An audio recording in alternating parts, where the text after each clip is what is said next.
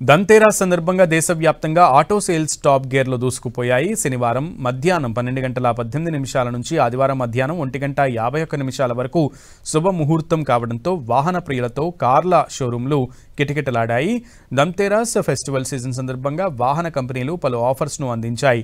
దీనికి తోడు పలు షోరూమ్స్ కూడా ప్రత్యేక గిఫ్ట్స్తో కొనుగోలుదారులను ఆకట్టుకున్నాయి.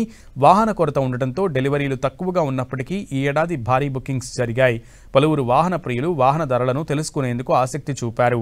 కుటుంబ సమేతంగా వాహన షోరూంలను వెళ్లినటువంటి కొనుగోలుదారులు తమకు నచ్చిన కంపెనీ కార్ల మోడల్స్ను బుకింగ్స్ చేసుకున్నారు. పలు వాహన షోరూంలు అర్ధరాత్రి వరకు షోరూంలను తెరిచి ఉంచాయి. ఆదివారం ఉదయం 7 గంటలకే కొన్ని వాహన షోరూంలు ఓపెన్ అయ్యాయి. కస్టమర్లకు ఆయా మోడల్స్ ప్రత్యేకంగా వివరించిన షోరూం ప్రతినిధులు వాహనాలు పెద్ద సంఖ్యలో బుకింగ్స్ చేయించారు. ఇక GST 2.0తో వాహన విక్రయాలు జోరు మీదున్నాయి. శుభ ముహూర్తం కావడంతో తగ్గేదేలే అంటూ ఫుల్ జోష్లో ఆటో సేల్స్ నమోదయ్యాయి. శని ఆదివారాల్లో 51,000 వాహనాలకు పైగా వాహనాలు అమ్ముడుపోయాయి. అది కూడా ఆదివారం మధ్యాహ్నం 1:30 గంటల వరకే. ఆ తర్వాత కూడా వాహనాల బుకింగ్స్ కొనసాగాయి. గతేడాది దంతేరాస్ సందర్భంగా 41,500 వాహనాలను కంపెనీలు విక్రయించగా ఈ ఏడాది వాహన విక్రయాలు 23% పైగా పెరిగాయి.